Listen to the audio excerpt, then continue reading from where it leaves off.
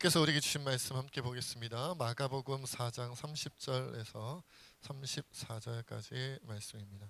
마가복음 4장 30절에서 34절까지 말씀입니다.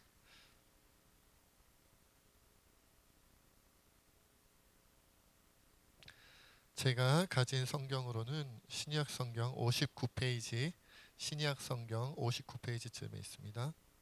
한 절씩 교독하고 마지막 절 함께 읽겠습니다.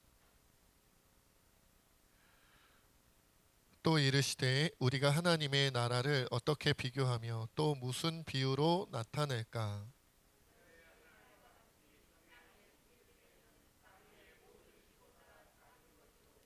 심긴 후에는 자라서 모든 풀보다 커지며 큰 가지를 내나니 공중의 새들이 그 그늘에 깃들일 만큼 되느니라.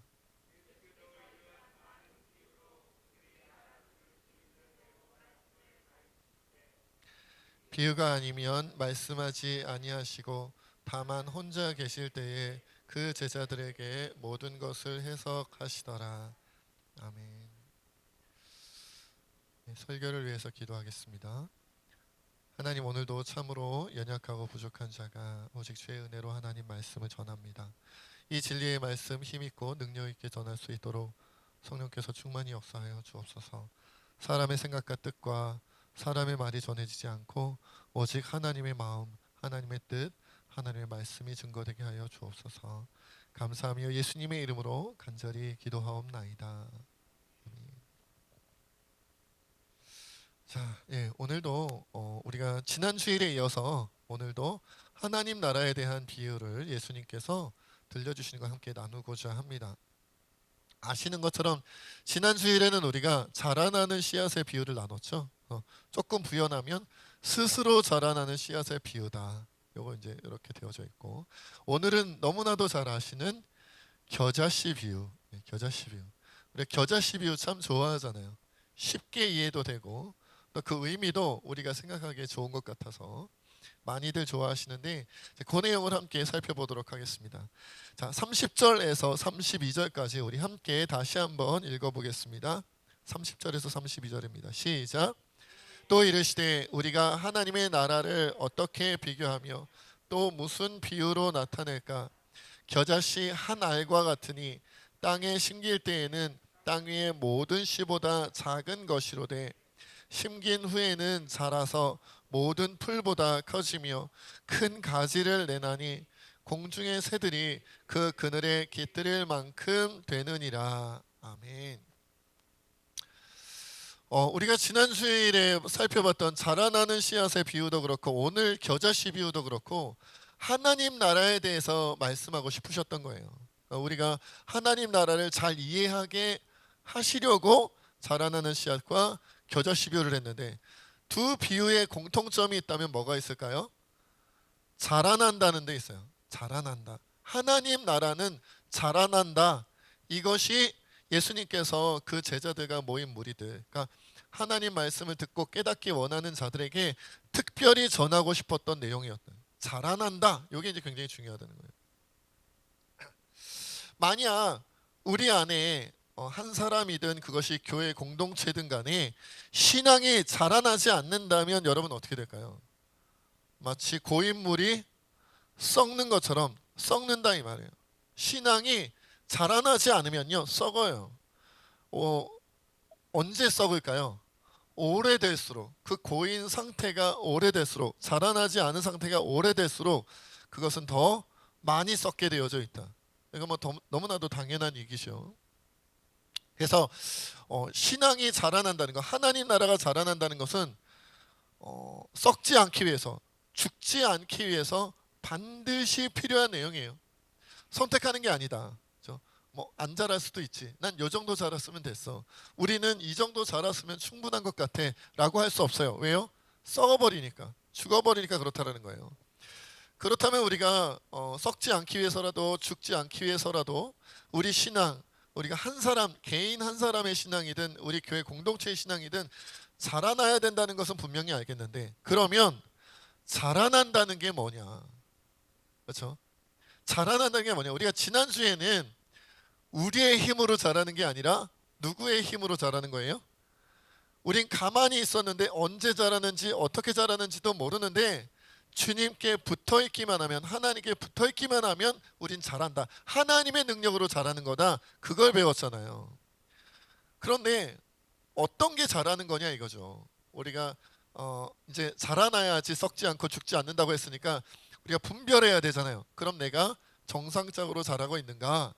우리가 잘 자라고 있는가? 아니면 잘못 자라거나 아니면 안 자라고 있는, 그래서 썩거나 죽을 위험에 처해 있는 것은 아닌가? 이거를 분별해내려면 자라난다는 게 뭔지를 알아야 되잖아요. 그렇죠? 우리가 세상에서 우리가 키가 자란다. 그럴 때는 눈에 보이잖아요. 예, 몇 센치 이렇게 컸다 이런 것이 눈에 보이고, 몸무게도 여러분들 많이 늘어나셨잖아요. 키 얘기할 때는 별로 과민 반응 안 보이셨는데 몸무게 얘기하니까 조금 힘들어하시는 분들도 계시는 것 같아요. 우리가 키도 몸무게도 수치로 나타나니까 정확하게 잘한다 안 잘한다 알 수가 있는데, 문제는 뭐예요? 신앙은 수치로 잘 드러납니까 안 드러납니까? 잘 안 드러나니까 자라나야 되는 건 아는데, 그럼 자라나는 게 뭔지를 잘 모른다는 거예요. 그래서 저마다 신앙이 자란다는 것에 대한 생각이 다르니까, 어떤 사람은 이런 것이 신앙이 자라는 거다, 어떤 사람은 저런 것이 신앙이 자란 것이다 해서 저마다 생각이 다 틀리니까 신앙이 자라는지 안 자라는지 분별해내기가 너무 어렵다는 거예요. 그래서 오늘 본문 말씀을 통해서 크게 세 가지로 우리가 좀 살펴보려고 합니다. 첫째는, 자라남에서 우리가 분명히 알아야 될 것은, 우리가 첫 번째로 알아야 될 것은, 자라나는 조건은 가장 작은 것이어야 한다는 조건이 있어요. 이것이 사실은 겨자씨 비유에서 가장 중요한 내용 중에 하나입니다. 가장 작은 것이다. 여러분, 겨자씨는요, 심기울 때 다른 어떤 씨앗보다 가장 작은 것이라 그래요. 그러니까 예수님께서 그 많은 씨앗들 가운데 왜 겨자씨를 말씀하셨느냐? 당시 사람들이 생각할 때 가장 작은 씨앗이 뭘까 하면 대부분 무엇을 꼽는다는 거예요? 겨자씨를 꼽는다. 이게 정말로 겨자씨가 세상에서 가장 작은 씨앗이냐? 과학적으로 뭐 생물학적으로 좀 찾아봐라. 고 해서 겨자씨를 말씀하신 게 아니고요. 당시 사람들의 인식 속에 작은 씨앗 하면 뭐가 생각나는 거예요? 겨자씨 생각나는 거예요. 겨자씨. 여러분, 세상에서 가장 강한 동물은 뭐가 있을까요? 뭐 생각하세요? 사자? 호랑이? 그렇죠. 보통 이제 사자, 호랑이 말씀하시는데 원래는 아마 코끼리가 제일 셀걸요? 그렇죠. 원래는 코끼리가 제일 셀 것 같아요. 코끼리가 이렇게 그냥 몸으로 부딪히면 사자도 호랑이도 도망갈 수밖에 없지 않겠어요? 그러나 우리가 생각하기에 사자, 호랑이가 제일 세다는 생각이 있잖아요. 그런 것처럼 과학적으로 논리적으로 추론하시려는 게 아니라 사람들의 머릿속에 가장 작은 게 뭐냐, 가장 연약한 게 뭐냐, 겨자씨요, 이 생각했다는 거예요. 예수님. 그러니까 여러분, 우리가 신앙이 자라나야 된다고 생각할 때, 자라나지 않으면 썩고 자라나지 않으면 죽어버린다고 할 때, 그러면 자라나기 위한 첫 번째 조건이 뭐냐면 내가 가장 작은 존재다, 우리가 가장 작은 존재다, 이걸 인정해야 돼요. 알아야 돼요. 그래서 겨자씨를 말씀하셨다는 거예요. 나는 어느 정도 크기가 있고 내 안에는 어느 정도 풍요로움이 있고 내 안에는 뭔가 갖춰진 것이 있다고 하면 뭐가 안 되는 거예요? 자라나지를 못한다는 거예요. 너희는 세상에 예수님이 우리를 보고 소금이다 빛이다 이렇게 말씀하시기도 하지만 너희는 세상의 겨자씨 같은 존재다, 이 말씀을 하고 싶으신 거예요. 지금 많은 12 제자들을 비롯하여 예수님 말씀을 듣고 그 말씀대로 순종하기를 원하는 사람들, 그 말씀의 의미를 깨닫기 위해서 모여든 사람들이 있는데, 그 사람들은 어떤 사람들이에요? 남들보다 뭐에 열심히 있어요? 말씀에도 열심히 있고 하나님 뜻에 순종하는 데도 열심히 있는 사람들이란 말이죠. 그런데 그들이 모여서 자기가 겨자씨인 걸 깨닫지 못하면 자라나지 못한다. 자라나지 못하면 하나님 나라를 이루지 못한다. 다시 말하면 내가 작은 존재, 그것도 그냥 작은 편에 속하지 이 정도가 아니라 내가 가장 작은 자야라는 것을 깨닫지 못하면 하나님 나라를 이루지 못한다는 거예요. 이것이 첫 번째 조건이다.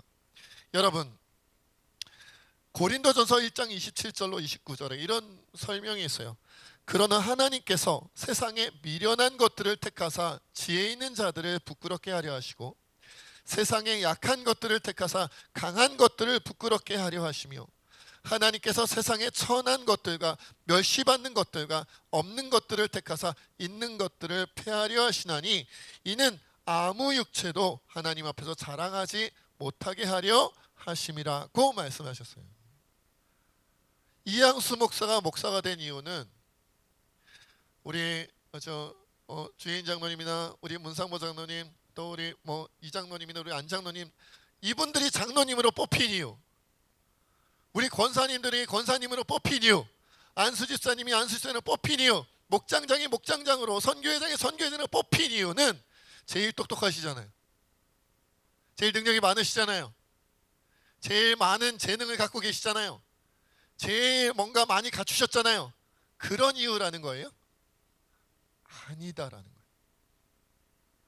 아니다라는 거예요.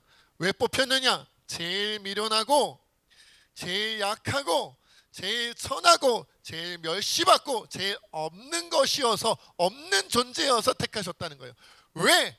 있는 자들을 부끄럽게 하시며 강한 것들을 부끄럽게 하시며 있는 것들을 폐하려 하시려고 아무 육체도 하나님 앞에 내가 능력과 재능과 가진 것이 있어서 목사가 됐어요. 내가 가진 것이 있어서 장로가 됐어요. 내가 가진 것이 있어서 권사가 되었어요. 이런 말 할까 봐 없는 자들을 주님이 택하셔서 하나님 나라 일을 맡기셨다는 거예요. 그런 자들만이 자라난다는 거죠. 여러분, 우리는요, 우리 신앙이 자라난다, 또한 우리 신앙 공동체, 교회 공동체가 자라난다고 할 때 자꾸 무슨 생각하냐면 뭘 가져야지 자라날 수 있다고 생각해요.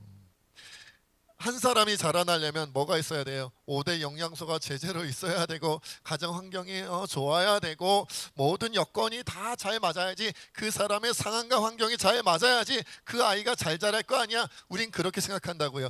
이런 세상의 논리를 교회 안에도 우리 각 사람의 신앙인 안에도 가지고 들어와서 뭐가 있어야 자란다고 생각해요. 훌륭한 신앙을 가진 어떤 부모님과 가정 환경이 있어야 되고 좋은 교회 시스템과 모든 것이 다 잘 갖춰져야 되고 그 인생에 어려움이나 고난이 없이 모든 것이 순탄해야 되고 그래야 한 사람의 신앙이 자랄 수 있다고 생각해요. 교회 공동체가, 신앙 공동체가 자라려고 하면은 교회가 뭔가 재정도 풍부하고 뭔가 이렇게 재능 있는 사람들도 뭔가 많고 뭔가 사회에서 인정받을 만한 그런 사람들이 막 주변에 막 깔려있고 교회 안에 깔려있고 뭔가 능력이 있는 사람들이 있어야지만 교회가 자랄 수 있다고 착각해요. 우리는요, 예수님 말씀을 그렇게 많이 들었는데 항상 생각할 때 거꾸로 생각해요. 반대로 생각해요. 왜요? 아직도 우리가 세상 논리에 찌들여 있어서 그래요. 주님은 뭐라고 말씀하시냐면 너희가 겨자씨라는 것 인정해야 자라나기 시작한다고 말씀하세요. 한 사람이라 할지라도, 교회 공동체라 할지라도요, 우리가 겨자씨야. 우리보다 작은 존재는 없어. 나보다 낮고 천한 존재는 없어. 우리보다 연약한 존재는 없어. 우리보다 부족한 존재는 없어. 이것을 인정해야 자랄 수 있는 기초가 세워진다. 그리고 이제 두 번째로 우리가 자라나는 것에서 발견할 수 있는 중요한 진리는 뭐냐면 그 크기가 놀랍도록 자라난다는 데 있어요. 여러분, 겨자씨는 가장 작은 씨앗의 대명사라 그랬잖아요. 그런데 저는 이 겨자씨가 자라나는 것을 직접 키워보지는 않았습니다만은 일반적으로 팔레스틴 지역에서 이 겨자씨를 심으면요 한 3m에서 4m 정도 자라난대요. 큰 것은 7m까지 자라난다고 합니다. 그래서 심을 때는 원래 이게 풀이나 나물이나 이렇게 불려야 되는 게 맞다 그래요. 나무가 아니다라는 거죠. 그런데 워낙 크게 자라니까 3, 4m 아마 7m 자라니까 이 겨자를 심어놓고 나중에 자라면 당시 사람들, 그 지역 사람들은 겨자 나무로 불렀다는 거예요. 여러분, 이런 것들이 있죠. 우리가 갈릴리 바다 이렇게 부르지만 실제로는 그게 바다예요. 우리가 게네사렛 호수라고 부르기도 하잖아요. 그렇죠? 우리가 호수라고 부르기도 하고 바다라고 부르기도 해요. 이 호수예요, 바다예요. 크기가 크고 그 사람들이 보기에는 크기가 크고 그 사람들이 보기에는 그것이 거대해 보이니까 바다라고 부른 거잖아요. 그런 것처럼 겨자씨를 심어서 이것이 자라나면 나무는 아닌데 나무처럼 보일 정도로 커진다는 거죠. 4m, 5m, 6m, 7m까지도 자라난다는 거예요. 여러분, 가장 작은 것이어야 가장 크게 자라난다는 거예요. 그것이 하나님 나라의 법칙이다라는 거예요. 내가 가장 작은 존재라고 인정하면, 그래서 난 하나님이 나와 함께 하시지 않으면, 주님이 나와 함께 하시지 않으면 난 자라날 수 없는 존재, 살아날 수 없는 존재, 생존할 수 없는 존재야. 이걸 인정하면요, 자라는데 어떻게 자라느냐? 무섭게 자란다. 놀랍게 자란다는 거예요. 여러분, 우리는요, 교회 안에서도 우리가 판단하고 우리가 이렇게 나누잖아요. A라는 사람은 나중에 장로감이야. 이 사람 잘 될 거야. 아유, 뭐 이것저것 갖춘 게 많아, 능력이 많아, 저 재력도 있고, 뭐 인성도 좋고, 뭐 사회에서도 인정받고, 그의 학력이나 그의 뭐 출신이나 그의 가정환경이나 모든 것이 훌륭해. A라는 사람은 나중에 크게 될 거야. B라는 사람은 어때요? 이 사람은 부모님도 교회 안 다니시고, 가정을 보니까 믿는 사람도 별로 없는 것 같고, 심지어 그 가정에는 흉악한 뭔가 안 좋은 범죄를 저지른 사람도 있는 것 같고, 그의 자랄 때 이런 사고를 쳤고 저런 사고를 쳤고, 그의 삶에 올라갈 때 보면 사회적으로 인정받을 만한, 심지어 신앙적으로도 인정받을 만한 그 어떤 것도 없어.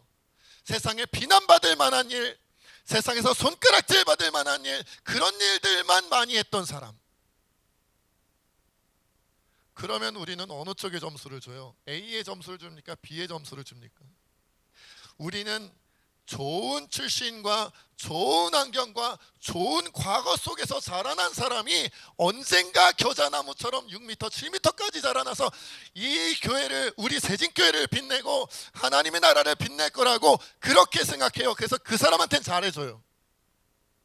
대우해줘요. 대접해줘요. 높여줘요. 그러나 주님은 뭐라 그러세요? 아니야. 하나님 나라는 겨자씨 같은 사람이 세우는 거야. 하나님 나라는 세상에 미련한 자들, 세상에서 약한 자들, 세상에서 천한 자들, 세상에서 멸시받는 자들, 그에겐 아무것도 없는 자들에게 주님이 그들을 통하여 하나님 나라를 세우신다는 거예요. 제 얘기가 아니에요. 하나님의 말씀, 예수님께서 직접 말씀하신 거예요. 우리가 분명하게 기억해야 돼요. 여러분, 인간들이 볼 때, 우리 사람들이 볼 때, 우리 성도들이 볼 때, 우리 그리스도인들이 볼 때 이 사람은 잘 될 거야, 그런 사람이 잘 되는 육체가 자랑하게 되어져 있대요. 이 사람은 안 될 것 같아. 저 사람에게서 무슨 선한 것이 나오겠어? 저런 사람이 어떻게 나중에 잘 되겠어? 저런 사람이 어떻게 하나님 사람 되겠어? 저런 사람이 어떻게 교회 일꾼이 되겠어? 저런 사람이 어떻게 복음을 위하여 살겠어? 저런 사람이 어떻게 예수님의 사람, 하나님의 사람이 되겠어? 제가 오늘 아침에 교회를 오면서 어떤 교회 목사님의 설교를 들으면서 왔어요. 네, 목사답죠? 모처럼 주일 아침에 오는데 설교를 듣고 싶어가지고 제가 이제 이렇게 어떤 목사님의 설교를 딱 들고 왔는데, 그분 말씀을 들어서 제가 되게 은혜를 받았는데, 바리새인들과 종교 지도자들은 막 자기네가 잘났다고 하는데 예수님 뭐라 그러세요? 너희보다 세리와 창녀들이 너희보다 먼저 하나님 나라에 들어갈 거라 그러잖아요. 세리와 창녀들이 너희보다 먼저 하나님 나라에 들어갈 거다. 대제사장 무리가 있었고 바리새의 가장 위대한 신앙인들이라고 자부하던 사람들이 있었는데, 그들이 하나님 나라에 들어가는 것이 아니라 세리와 창녀들이 먼저 들어갈 것이다. 여러분, 어느 쪽이 출신이 좋아요? 어느 쪽이 자라난 환경이 좋아요? 어느 쪽이 과거가 깨끗해요? 어느 쪽이 과거가 멋있었어요? 어느 쪽이 미래 전망이 밝아요? 세상적으로는 당연히 바리새인들이고, 세상적으로는 당연히 종교 지도자들이, 사두개인들이, 그들이 훨씬 전망이 밝고 과거도 현재도 미래도 하나님 앞에 제대로 될 것 같고 세상 앞에 빛날 것 같고 그들이 소금과 빛의 역할을 감당할 것 같지만, 주님은 뭐라 그러세요? 세리와 창기들이 예수님을 만나기만 하면 세상의 소금과 빛이 될 것이다. 저들을 통하여 하나님 나라가 세워질 것이다. 저들이 교회의 영웅이 될 것이다. 나라의 위대한 인물이 될 것이다. 그들이 될 것이다 라는 거예요. 우리가 생각한 것보다 주님이 더 크게 키워주실 거예요.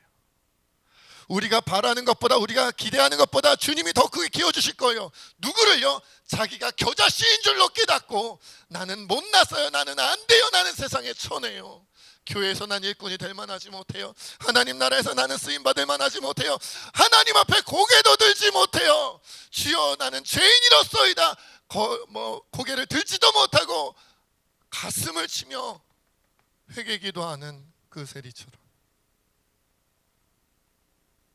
그런 자들을 통하여 하나님의 나라가 커지는데 6m, 7m까지 자라난다. 우리가 판단할 일이 아니다. 마지막 세 번째로, 그러면 하나님 나라, 예수님이 하신 이 겨자씨뷰에서 저는 이 부분 읽으면 눈물이 핑 도는데, 지금 눈물이 핑 돌고 있죠? 보이시죠? 지금 제 안에서 눈물이 핑 돌고 있어요. 보여야 되는데 어떤 부분이냐, 이 부분이에요. 32절 말씀에 심긴 후에는 자라서 모든 풀보다 커지며 큰 가지를 내나니 공중의 새들이 그 그늘에 깃들일 만큼 되느니라. 감격스러우시죠? 아닌가요? 왜 예수님께서 겨자씨 나무가 엄청 커진다, 겨자나무가 엄청 커진다, 여기서 안 끝내고요, 그림을 그리듯이, 마치 어떤 영상을 보듯이, 어떤 사진을 보듯이 이거 묘사를 하시는 거예요. 자, 모든 풀보다 겨자나무가 커져가지고 큰 가지를 내는데 거기에 공중의 새들이 날아와서 그 그늘에 깃들이느니라, 이런 말씀하십니다.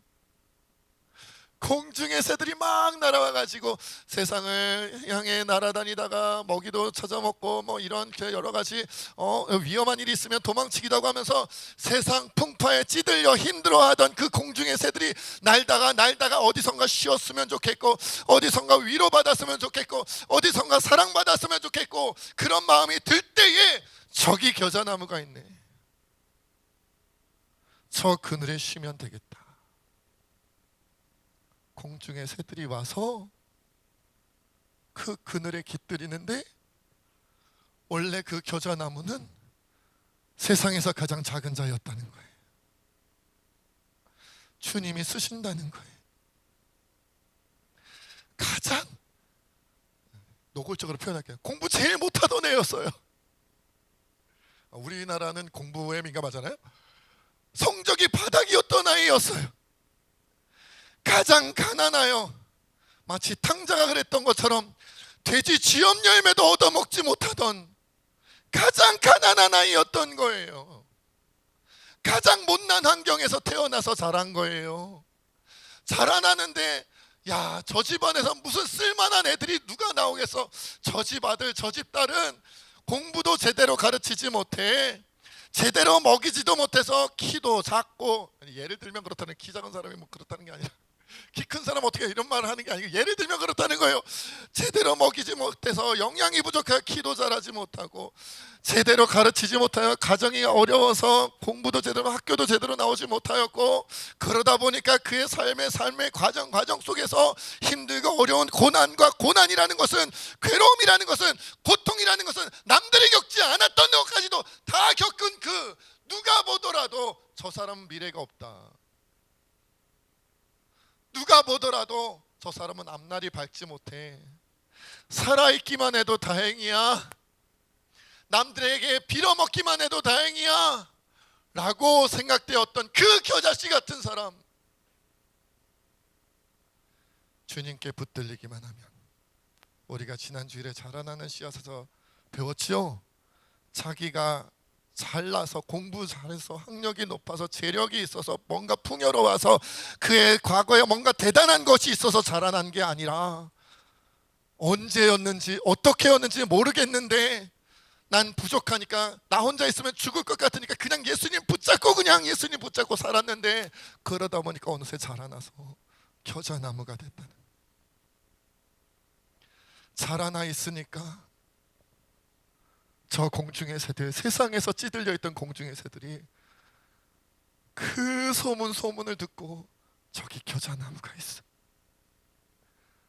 우리를 받아주고 우리를 용납해주고 우리를 품어주고 우리를 사랑해주는 예수님의 마음을 닮은 겨자나무가 저 세진교회,